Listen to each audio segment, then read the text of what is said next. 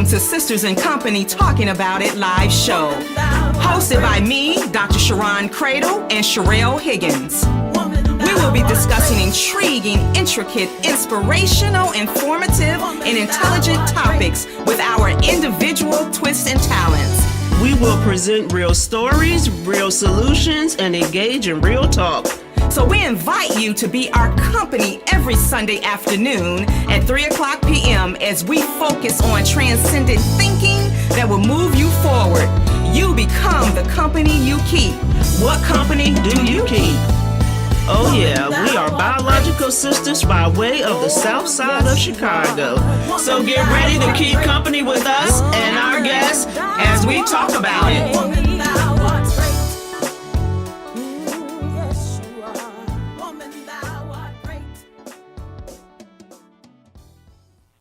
Well, hello, everyone. Welcome to Sisters in Company Talking About It live show. We are so happy to be back in the studio after our small snowmageddon, maybe? No. Our small snowstorm that we had last week. For the flakes. Well, it was enough to make sure that people stayed still. Yes. Oh, and I enjoyed it. I prayed for it, actually, and it was right on time. Somehow, I don't think it was the snow that made people stand still in this area. Well, even all across this country, I think it was the shutdown. Yes, and that's what we're going to talk about today. But I am Dr. Sharon Cradle. And, of course, I know I'm setting myself up, but I am the oldest of this dynamic duo.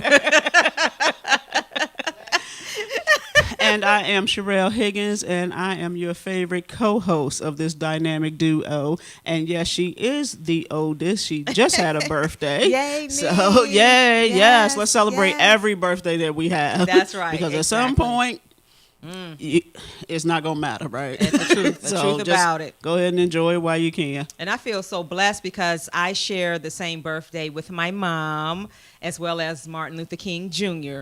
So I always consider me being born a special on that day, very special.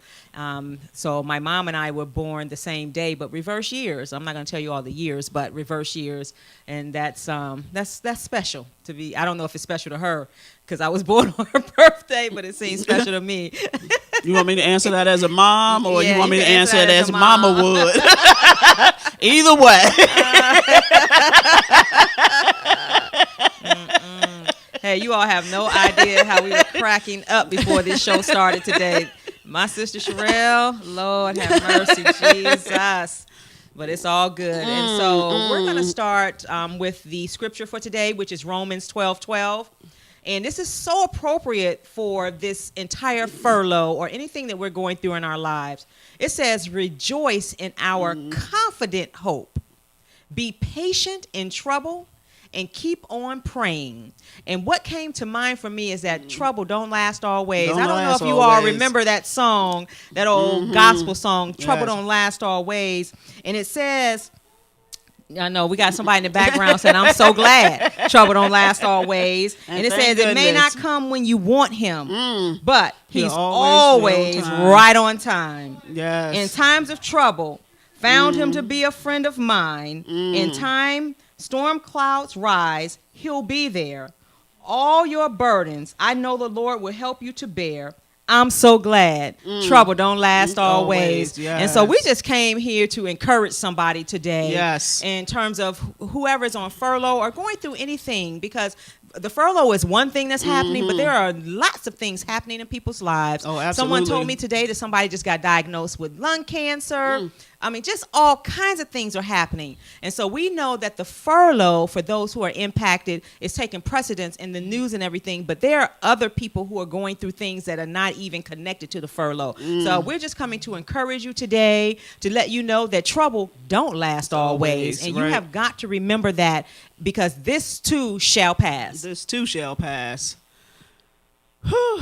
All I could do is take a deep breath, because this world is running fast. Yes, it is. And you have to run really fast to keep up, because it's going on. Like Sharon said, for a lot of different people for a lot of different reasons. And, whenever it's your turn, Yes. you don't really understand I like why. that. Your turn. Right. Everybody gets a turn. Right, everybody gets a turn, but you don't ever expect it your turn to be right now. Exactly. Why does your turn need, this is the worst time for it to be your turn, right?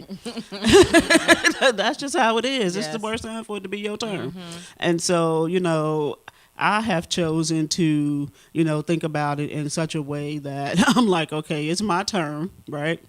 And what am I going to do about it? Exactly. And I like that because as we think about this particular weekend, we know that Martin Luther King's actual birthday was on January the 15th, and he did so much in his life and still died in his 30s. That's Yes, pretty amazing. absolutely. And that we're still having this conversation. He was born in 1929, and I tell you, he was born for a purpose, and that's the thing. What is our purpose? Because all of this is rooted in purpose. Yes. And we know that his actual national holiday will be celebrated tomorrow. And so we have to remember that if he could do what he did, we can do this. Oh, absolutely. Because he set the foundation. That's something our pastor talked about today, setting that foundation. And when you start thinking about things, look at the foundation. Don't look at the person. Don't blame the person. Look at what the foundation is, because when you understand what's happening with that foundation, you can have a better understanding and a better set of a plan and coping mechanisms to get you through.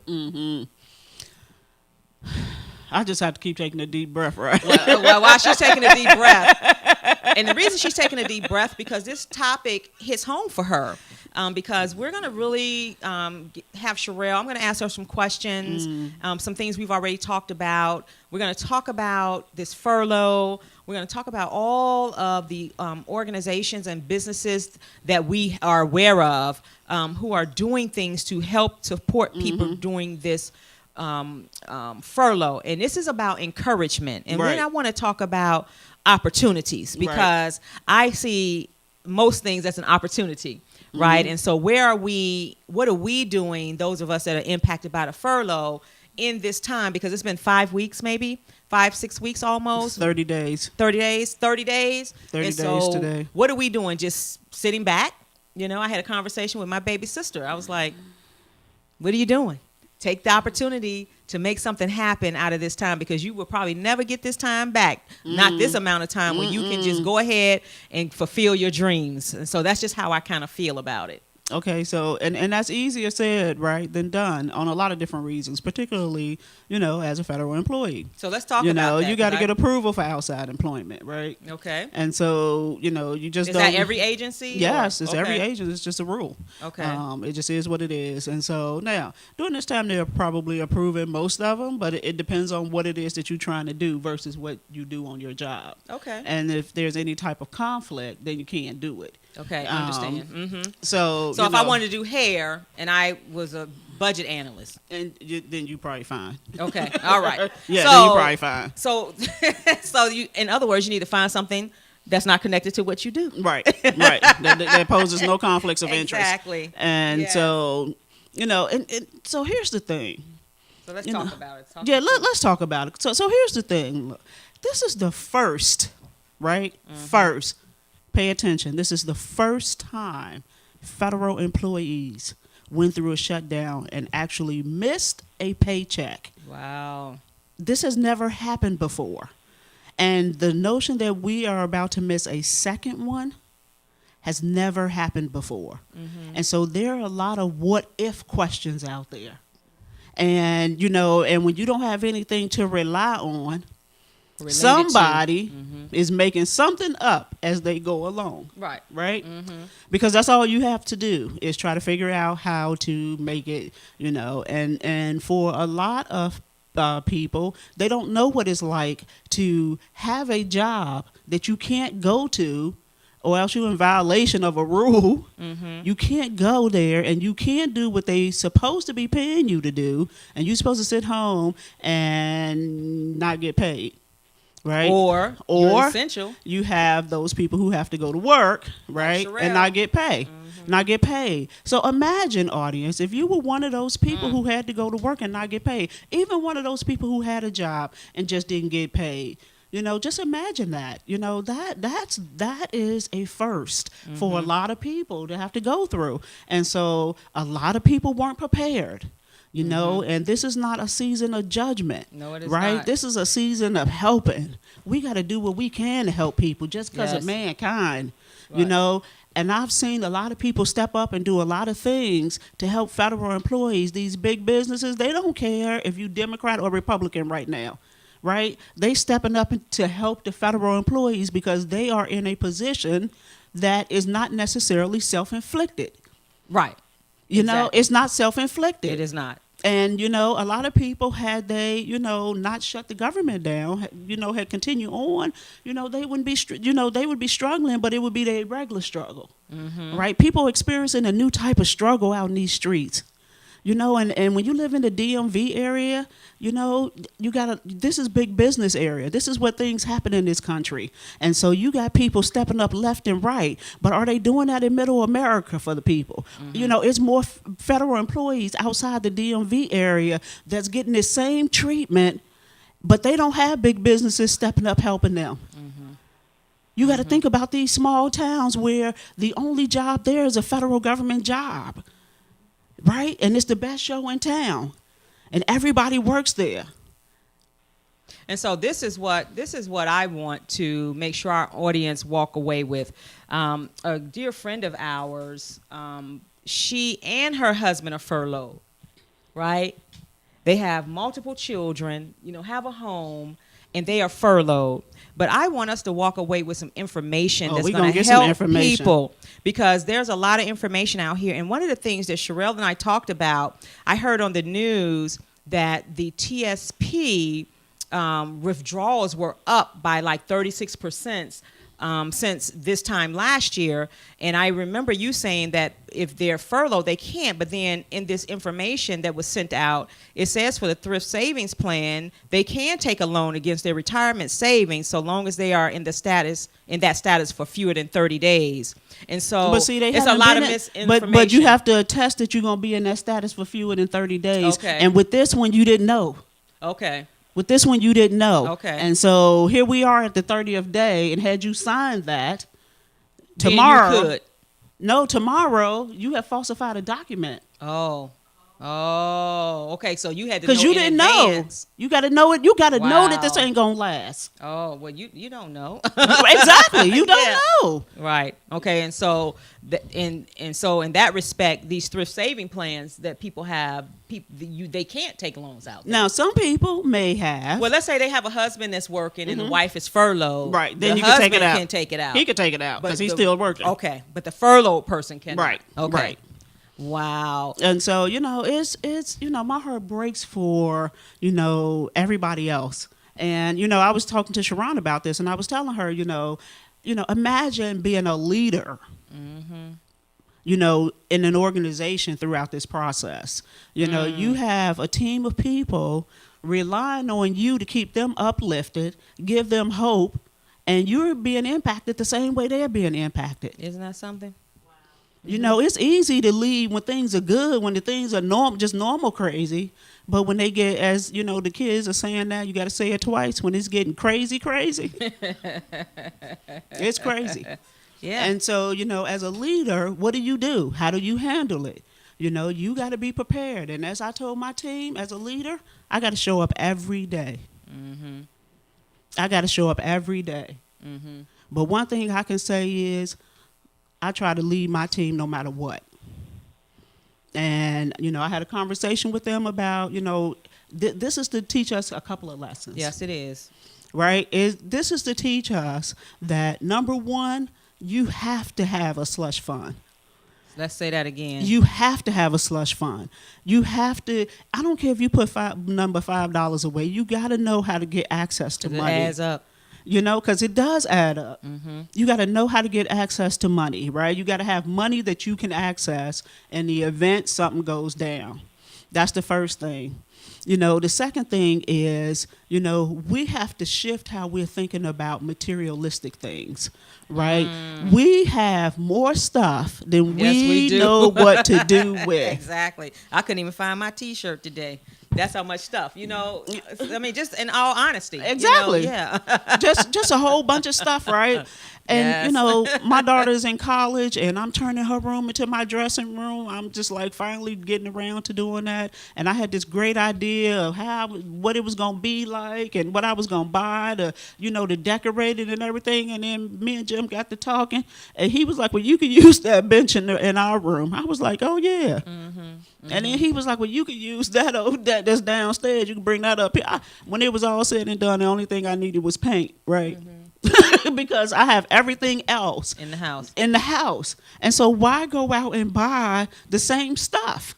And so, we have a lot of stuff, right? And so now it's time. I'm doing a self-assessment of, how much stuff do you need? Like, is there some stuff that I have that I can get rid of and somebody else can benefit from?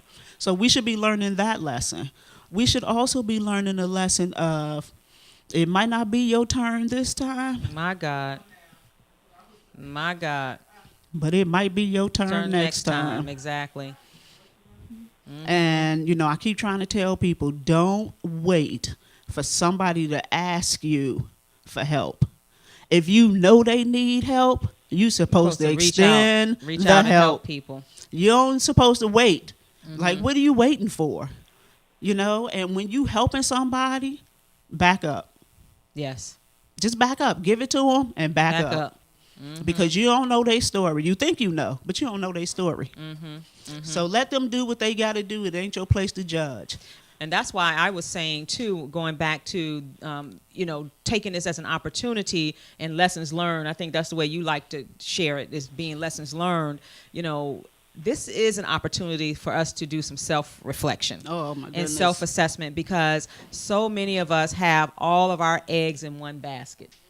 And in this world, with the gifts and talents that we have, this is taught. I don't even work for the federal government, and this has taught me a lesson, because I've been through, it was my turn, right? Right. And it was my turn. And when it was my turn, I turned those lemons into lemonade, Right, because I knew that if it ever happens to me again, I will not be in a situation where I'm begging for bread. And I wasn't then, because I at least had a husband, a partner, had some money, and then was able to go out and just make some things happen. And so let's look at this, look at our finances, look at who we are, what we're doing, what we're spending our money on. And that's for me too, and it all depends on your mindset around it too. Right. What your situation is. And so it's just a sad state of affairs, but I just hear so much information out here about what federal workers can and cannot do. And I was telling Sherelle that it's perplexing to me. They first say to you that you're furloughed. We're not going to pay you. Right. You, essential employee, have to come in and you're not going to get paid. But oh, by the way, you cannot work another job unless we approve it. Right. I'm like, what? You cannot tap into your TSP because you didn't know. And so to me, it's a bigger issue and a deeper issue in terms of what's really happening. And we need to keep our eyes open and not just look at the money piece of it. And one of the things I do know is that trouble don't last always. Trouble don't last always. Keep saying it. Trouble don't last always. I'm telling you what I know. It just doesn't last always. And so one of the things I wanted to ask Sherelle about was this whole issue of health insurance. So if furloughed employees are not paying premiums, are they able to use their health insurance? Yes. Okay. The government will pay our health insurance premiums up to a year. And what? Oh no, co-pays you on your own. Okay, so you still have to pay your own. But copay. you do have health insurance, but you do have to pay your co-pay. So that's great that you still have access to health insurance, because just imagine on top of not getting a paycheck, if you didn't have. That's only the health benefits. That doesn't include vision and dental. So if you have a supplemental vision and dental, that doesn't include those two. Oh, okay. So you can't use those two, but you can only use your health. Well, you can miss so many payments. Okay. And so. So yeah. Okay. So it's just complicated. And It is. as you all know, we would love because I know I see quite a few people who are on our Facebook feed who are furloughed employees. You know, if you would like to call in and ask a question, please do so at 833-202-8255. Or if you want to call in and say what you did to help someone. a furloughed employee. Exactly. I'd love to hear about that. And hopefully you all are 833-202-8255. And hopefully you all are on Listen Vision Live so that you can see the show in its entirety. And so we're going to continue the conversation. So we talked a little bit about health insurance. We talked a little bit about TSPs, and we know that we don't really want to tap into our TSPs if we don't have to, because I know it would be considered a hardship loan, but that's still something you have to worry about paying back. Absolutely. Yeah. Nothing is free. And let me just tell you, I'm looking at this list of all of these financial institutions, and I'm just blown away by the generosity of a lot of these financial institutions. And you just have to, even for your utilities, you just have to call some of your banks. They're giving away loans. I know one particular credit union is if you had an account with them and you were making a deposit, a direct deposit, they gave you 80% of your salary, 80%. right? About 80%. They rounded it. They rounded up. Okay. Yeah.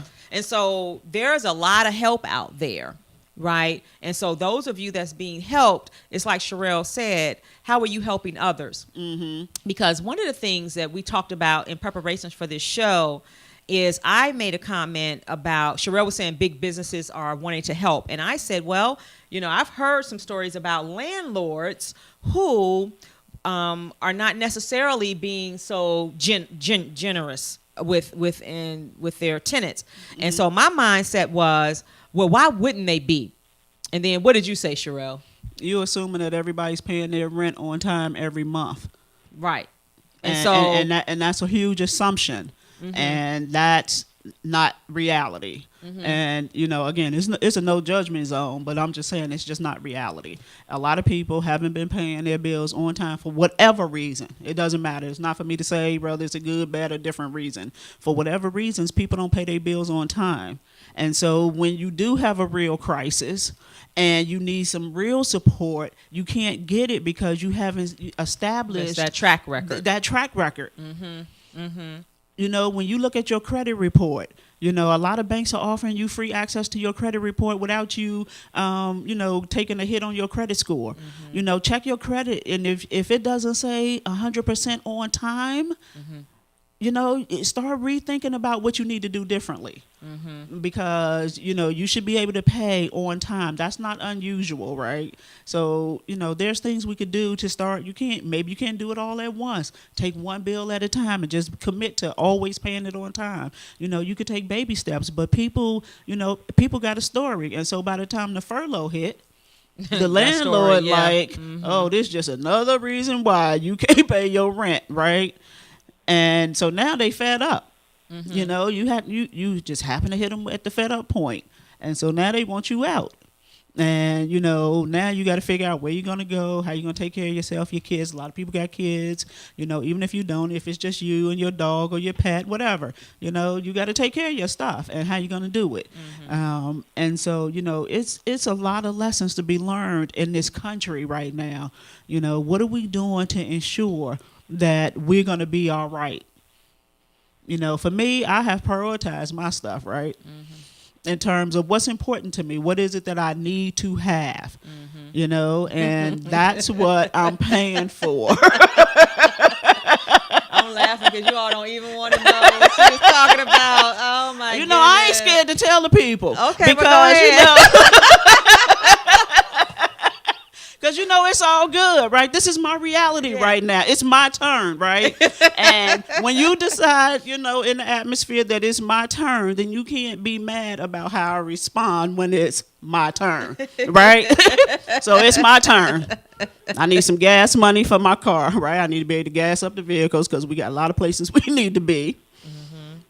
I need water, right? We need to be able to wash all body parts. right? We need insurance in case something happened to somebody or something happened to That's one of the right. vehicles. Got to be able to replace it, so that's important. Got to have electricity because I need to know how long it's going to be before I get my next check. And watching TV every day is what's telling me how long it's going to be before I get my next check. And I need some alcohol. Because I'm going through some things, right? Because it's my turn. And this is how I'm choosing That's how to you deal relax. with it. Right. This is how I'm getting through it. Some people still go shopping. I bought this yesterday from a consignment store, but whatever. It was $25. I bought it because, I thought it was cute and it made me feel good at the time. Anywho, you got whatever you do to get yourself through, the stressful periods of life, because it's going to happen. It's my turn, so this is how I'm getting through it. And I just decided that I'm glad I don't worry about stuff, because whatever it is, it's going to be. Whatever it is, it's going to be. And I figure if they decide, the big bank who own my mortgage, if they decide that they want this house back, I ain't gonna be mad, right? Give it to them willingly. Right. I'll be like, when you want me to pack up? Because I'm out. As long as you don't try to keep this debt on me, you take the debt, you take this house, I'm good, right? But something to me also with this furlough, it's really about us showing up as family. Right. Oh, right? absolutely. And time out for drama. Yes. Yes. It's time to come together to be Mm-hmm. supportive. Even if you can't give them money, all these big houses we have, somebody can move in somewhere, right? If they need somewhere to move, or they have babies, you can go buy some baby formula, cash app them something. We can do something as family to really, really try to support each other during this time. Because what we're trouble don't last always. We don't know how long this is going to last, but during this time, just at least, even if they don't need anything, when you offer it, they're like, I'm good. Everybody needs something. Right. You just got to figure out everybody needs something. And so, like I said, how many of us got at least 6 bars of soap at our house? Mm-hmm. Put 2 bars in the bag, right? And give it to somebody. Mm-hmm. Put a roll of paper towel, couple rolls of toilet paper. You got a care package for somebody. All them seasonings we have in the house. You know what I'm saying? A loaf of bread. Exactly. That loaf of bread might be the difference between somebody having a peanut butter and jelly sandwich or not. Yes. Put that stuff in the bag and take it and give it to somebody. Mm-hmm. And don't be offended when somebody try to give you something. Because you need it. Don't be too proud. This is not the proud season. This is the season to embrace the love that they want us to think is not still happening in this country. We love each other. This is the time to show it. Don't be talking about somebody. That's what she get. Is that what she get? That's hate. That is hate. That's hate. No, that's not how you support somebody. And you don't need to tell everybody what you're doing. And what you do, I'll tell people about some stuff I'm doing, but I'm never going to tell you who I'm doing it for, because it doesn't matter. And I only tell you what I'm doing because I want you to know that I'm modeling the behavior. I want you to know that you can give to people. It doesn't have to be a lot. Maybe you can fill up somebody's gas tank. Gas is expensive if you don't have no money. And everybody who got a car got somewhere they need to be. Some people like a bottle of wine. They don't need to spend the money on the wine right now, but they like to drink wine. Drop by their house and drop by a bottle of wine. Don't go in. And share a glass. And drink the bottle of wine. Just drop it off and go on where you're going, right? Let them enjoy the bottle of wine. They got to make it last. You know what's so awesome, and I'm not sure how they got this publicity, but it was their time. The cheesecake ladies. Yes. And so those of you who may not be aware, and I don't know how you could not be aware, 2 federal government employees, sisters, when they got furloughed, they started a cheesecake company. They just started making cheesecakes, selling them, and shipping them all over the country. And Ellen, the talk show host, I guess, got wind of that, and what did she do? She bought a cheesecake for $20,000. For $20,000, and I think she spotlighted them on her show, and that's what I'm talking about. You know, those ladies. Exactly. Right. It was an opportunity. They did not sit back and wallow and say, well, how am I going to do this? Right. They went for it, you know, and who knows if they're going to go back to the federal government, you know, who knows? Right. You know, depending on, you know, where you are in your career. Exactly. And you know, and so obviously they must have gotten permission to do that very quickly. But that's what we're talking about, you know, just some opportunities and to just sit down and just look at our finances. Yes. When you were talking about finances, this morning I pulled up, I don't know, whatever bank you bank with, they tell you what your spending pattern was. And I was happy because, you know, somebody in my house may say this is not true about me, but I was happy that it says you spend less last year than you spent the years before, you know, and that's just making some little tweaks. You know, some little tweaks, but that's the kind of stuff I'm talking about, and looking where you are spending your money. You know, having some idea, where are you really spending that money? Because we were talking about living paycheck to paycheck, and what exactly does living paycheck to paycheck mean? And I thought that was an interesting conversation. And what did you share? It was our girlfriend Relita is here, y'all. I don't know why she just don't come on camera. Right. But she's here, and we were talking about that, and Sherelle had a different perspective about living paycheck to paycheck. To me, living paycheck, to me, there's a difference between, you know, some people say they live in paycheck to paycheck, and they mean if they miss a paycheck, they done. They have absolutely they have nothing, right? They maybe have $100. That's it. Then there's some people who live paycheck to paycheck who have paid all their bills. Right. Put into their retirement account. Save. Put a little something to the side in case something come up. You could tap into some money. And then you spend the rest. That would be me, right? Then I spend the rest. And I just have the philosophy that I just can't save everything. And I'm doing the best I can, right? But, you know, here we are, you know. And, you know, so when you're talking about living paycheck to paycheck, you know, you got to put it in perspective. You know, what does that really mean? And, you know, some people throw it around very loosely when, in fact, you know, they at least have something that they can, you know, tap into, you know, so that they don't go hungry. And when I think about, you know, us as a family going to the grocery store and buying stuff to put on top of stuff that you already have. Exactly. Right. You go to the store, you come back, you be like, you buy 5 cans of corn, you get home, you already have 3. Right. Now you got 8 cans of corn. What are you gonna do with it, right?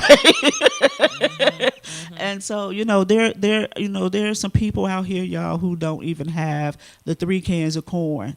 We got to help each other. We got to do as whatever we can. It doesn't necessarily have to cost you money.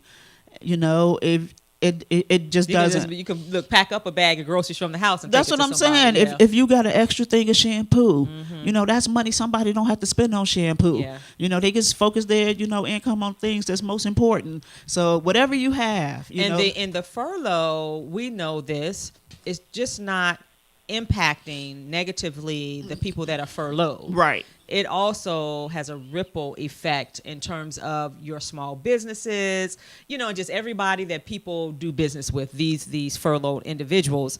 And I know that a stylist was telling me that she had to cancel. I mean, she had like 12 to 14 people to cancel in 1 week from the hair salon. And if that's your only, you know, mode of bringing in money, then that's a big impact. Oh, heck yeah. And so then that's those 12 people over time, right? And so it is having a great impact everywhere. I was out at Tyson's for my birthday at a restaurant, and so we were walking around, and when we went into Nordstrom's, the young lady at the counter said, "This is not good."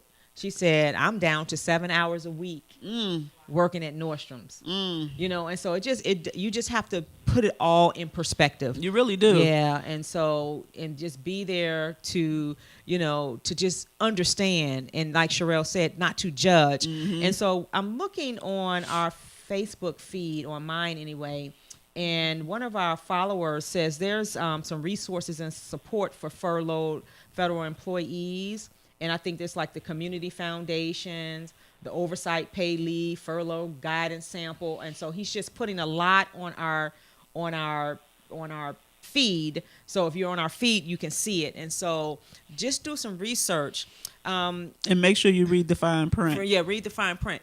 Let me tell you the other thing that concerned me with HUD being furloughed. HUD workers.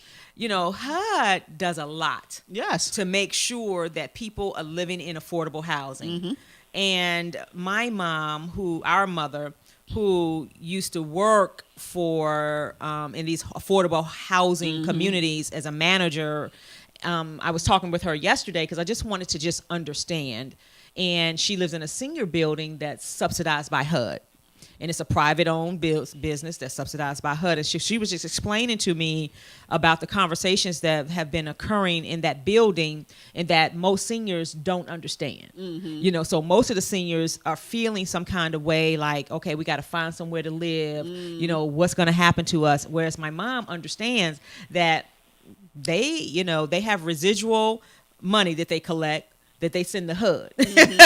And so they're not going to go up on your rent. They're not going to do any of that, you know, because it is the law. And so she's trying to, you know, she's like the youngest senior there. So she's trying to explain to them, you know, just calm down. It's going to be okay. Just continue to pay your rent. They're not going to put you out and they're not going to make you pay more. And so I think that's good to know when you have somebody who has that level of detail. And she said, you know, she hasn't worked in the business for a long time and hopefully nothing has changed. But based on what they shared with her, that part has not changed. And so we know that these affordable housing units and folks, you know, it's tough. It is. It's funny, the conversation you had concerning Mama. I'm trying to remember if I was talking to Jackie or Kiki the other day. We had a very different conversation about our mother living in this senior building and having the knowledge that she has, having worked in that field. Right. Yes. Our conversation went like this. Child, I wish they would try to put her out. When they start putting folk out, she gonna be the last one to go. I promise you. She gonna be turning off the lights with the people who work there because she is not gonna be playing with them. Well, I already told her. Already know. You're so silly. But I told her, I was like, you know, it's just too easy. If no matter what, it's just certain decisions that will be made. Oh, absolutely. It won't be even a full conversation about it. Yeah, she not getting put out. Exactly. We ain't got to worry about it. Anybody that's listening that know my mother from any point in their life, you know she is not getting put out. Jesus. But also what's available in DC is all of these restaurants that are offering food. Carmine's, Charlie Palmer's, Grilled Cheese DC. I didn't even know we had all of these places. Junction Bakery, Pork Barrel, the Capital Area Food Bank. There's a lot of places and a lot of access. And I know watching some of the commercials and people going to those food banks, it just broke my heart. Oh, my goodness. Because people just feel less than. They feel less than. They've never had to ask for anything. They feel ashamed. You know, they feel like the country has just let them down. And so, you know, that's why we really, again, cannot make any judgment. We got to help people. So one of the things I've been thinking about is, when is it going to end? How is it going to end? And for some reason, I keep thinking about the Super Bowl. You know, I'm thinking about the Super Bowl because that's a big deal in the United States of America. And I can't imagine, you know, everybody having to fly into the busiest airport in the United States of America, the TSA workers who are responsible for helping to protect, and so are the National Security Agency. They help to protect during the Super Bowl, and they're furloughed, right? And so what's going to happen with that? And I'm imagining and maybe praying and wishful thinking, just like I was, you know, that last second thinking Hillary was going to win. I'm going to be like that. You're going down to the end. I'm going down to the end. And I'm thinking that with the hope, right, that the NFL owners because they're all about money. And I'm thinking the NFL owners, they're going to have to step up to the plate because that's their boy, right? And so are they going to step up to the plate and say, something needs to happen? I don't know. This is just me. What do you all think? I don't know. This is a one-man show. No, I don't know if they're going to get paid regardless. This is a one-man show. And that should not be happening because we should have checks and balances in this country. That's exactly right. And in my class, my HR classes, the folks are talking, and I'm like, look, we got checks and balances, and we know that the talking points are that the reason that we're on furlough is because of this wall. Mm-hmm. But to me, that's just a smokescreen, right? And why, if it was the wall, why when he had control of the House and the Senate didn't they do the wall? So you already know that it wasn't about the wall. It's about something else. And I'm just thinking about moving forward in terms of how is it going to end? And to get our people back to work. And why are the American citizens, being punished for this? Most people didn't vote for him. They don't want the wall. But you know what? That's not even the truth. Well, it is the truth. Most people Americans didn't vote for him. That's the truth. Most Americans, but in terms of the number of people impacted, just the federal employees, a lot of them voted for him. Yeah, but they weren't in the majority. That's all I'm saying. And I'm just saying. Look at the numbers. And no, what only thing I'm saying is we know for a fact that Hillary got 3 million more votes. Oh yeah. We know That's for a not fact disputable. that the reason that he won was because of where the votes were, right? And so, and then the other big reason he won is what we don't talk about a lot. The 60 million Americans that did not vote. Right. And my husband and I were walking somewhere the other day, and this young man walked by. He was talking loud with his friends, and he said, well, that's why I don't vote, because no president has ever done anything for us. I mean, it was, and I was like, wow. I said, even today, we still there? Like, wow. And I really wanted to stop him and say, well, how's that working for you? How's that working for your family?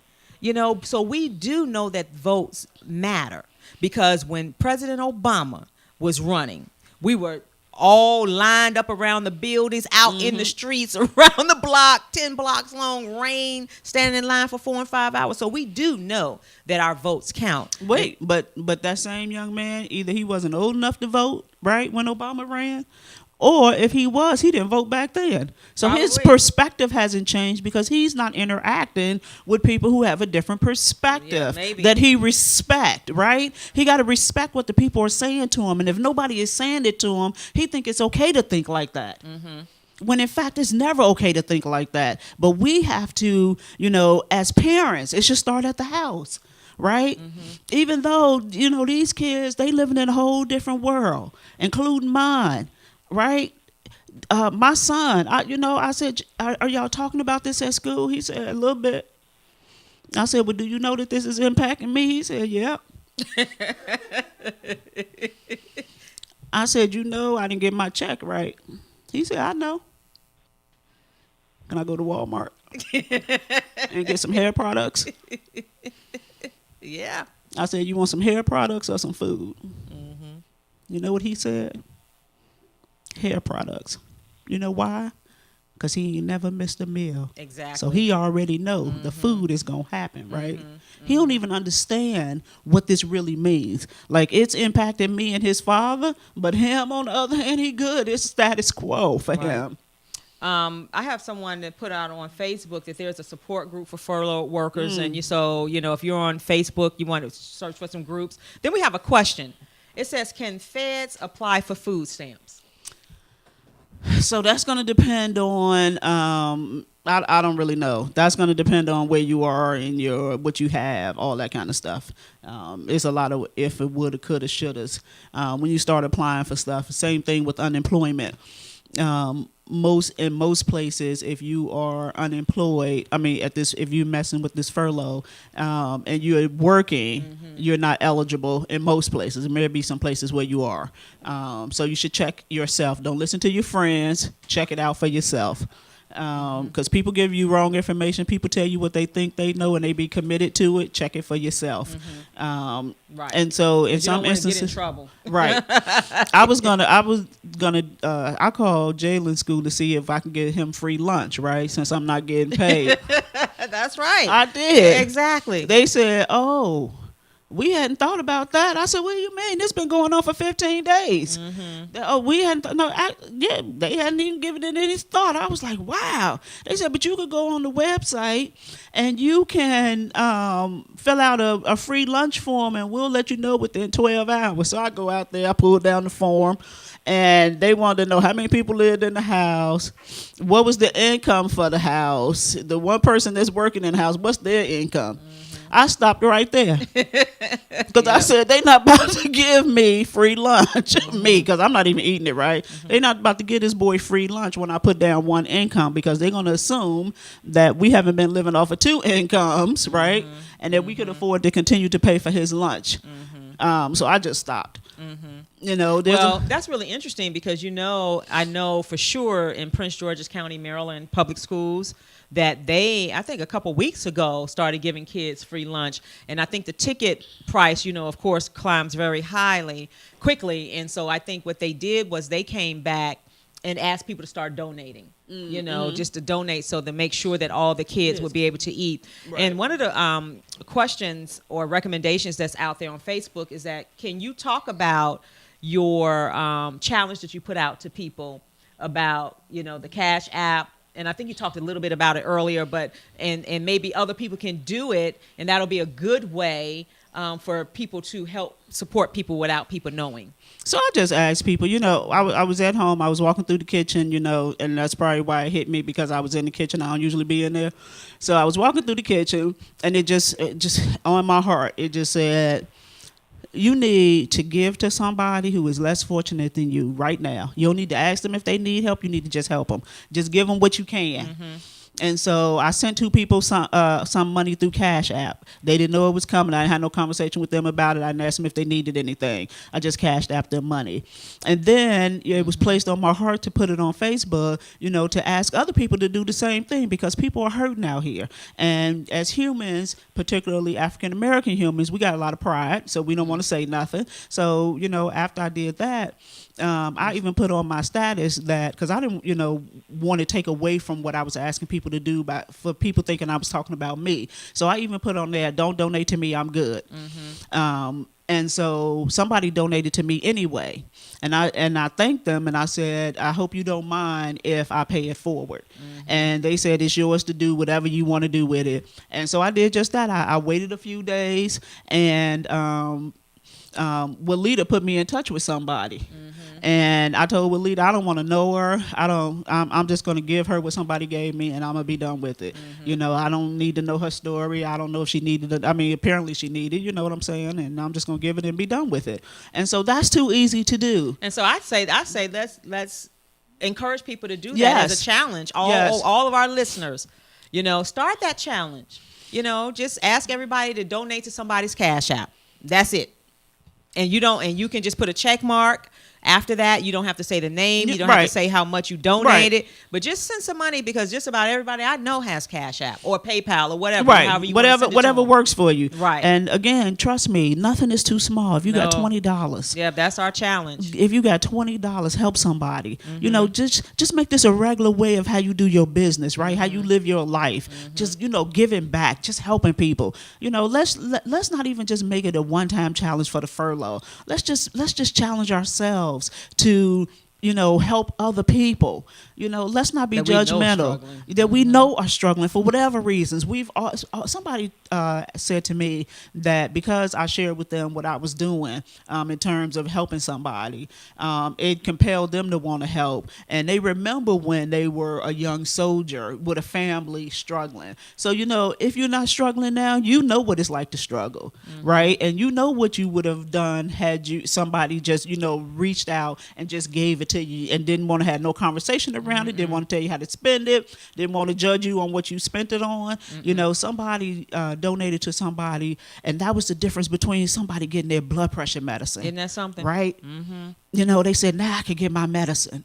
You know, people out here, you've seen the stories about people rationing insulin. Right. You know, $20 may not refill the whole prescription, but they $20 closer to it.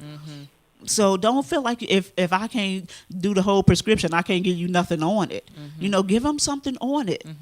You know, whatever you had to give, whatever it is. And that's our challenge as we begin to close the show today. And I saw a lot of hearts going up about that, is that we're asking everybody that's listening to our voice, whatever social media page you have, start the challenge, because we do have a lot of challenges going on. Let's start that one, because that one matters. And just put money, just send something to somebody, $10, $20, $100, whatever you have, send it to them. And don't say I'm sending you something, because when they get it, when they get that ding, you know, they'll know that they got it, and you will bless somebody today by helping them. And if you want to start a challenge and people just put check mark, done, then go ahead and do that, because this is how we come together as a people to really support each other. And it doesn't matter if you're Democrat or Republican. This is a time for all of us to help each other. Exactly. And okay, so here's what I would like to end on. I want to talk directly to my federal colleagues. No matter what we're going through right now, this is the best show in town. Still. Let's put it in perspective, right? Because we hurt, and we already talked about that. This is the best show in town, and let me tell you why. Number one, they pay us well. We got the best benefits package in town. We got the best retirement package in town. You know, the way they used to call it a pension, you know. Most companies don't have pensions no more. If you don't save for yourself, you shame on you. You know, we and for the most part, we got the best work-life balance, right? Because we get to set our own schedule for the most part. You know, we get to work with people every day that become our friends, that become our families. You know, yes, you know, we bond on a federal level. This is still the best show in town. When you get laid off from private industry, because as far as I'm concerned, this is a layoff. Even if they bring you back, they not paying you for the time that they laid you off. They gonna pay us for all this time that we off. That doesn't help us eat today, but trust me, it's still the best show in town. And don't be confused about that. Count your blessings. And as you're counting your blessings and understanding that it's the best show in town, think outside the box. Because it can't be the only show, right? And we cannot continue to put all of our eggs in one basket. And again, I just highly encourage you, those of you who got that book in you, got that play in you, who want to start a business, you know, who can bake the heck out of a pound cake, you know, whatever, you know, who can make some macaroni and cheese, whatever it is, you know, people will buy it from you. Someone that I do business with, I went to do some service with him the other day, and he had this beautiful pound cake on his desk, and he said, you know, one of my clients is furloughed, so she started making pound cakes, and I bought one from her. You follow what I'm saying? Yes. So she can start making some extra money, and so people, we just need to do what we need to do, and make sure that we do not continue. Don't go back to normal, because things are no longer normal. Right. Oh, We have a new normal. You know, make some choices and some decisions. I was talking to a friend the other day. She told me that she and her husband, a few years ago, when the last child left the house, they decided to downsize, and thank God they downsized, because now he is furloughed. You know, and so they downsized. They lived in this big old house. And she said it just was draining them financially. And they just decided that they, at this stage in their life, you know, I always tell people, you know, when you are under 50, you always counting up.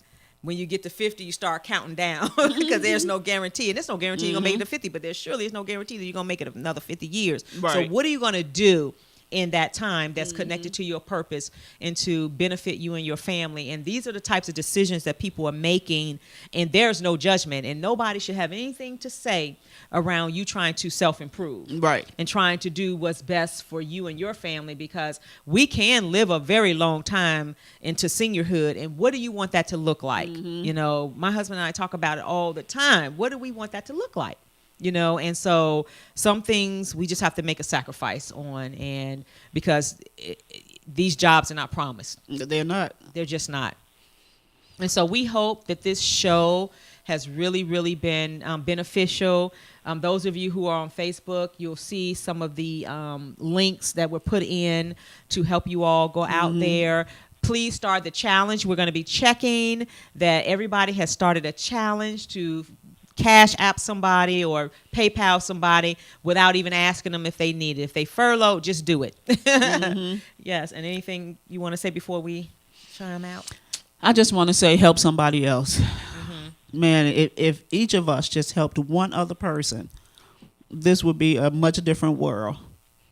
Just help somebody else. I'm all about giving back, so let's just give back to each other, and let's love on each other, and let's be kind to one another, and let's, you know, respect people's space, right? You know, and don't be that type of person who gives somebody something and you go around and tell everybody what you did for them and who it was for, how much you gave them. All. Don't be that person. Right. Because I know some of those people. Don't be that person. And reflect on what tomorrow is. Martin Yes. Luther King Jr. birthday celebration. It's a national holiday, so let's be reflective around this time with everything that's going on. Thank you all for chiming in. Yes. Have a hope great you've rest of the enjoyed the Sunday. show. Have a good afternoon. All right.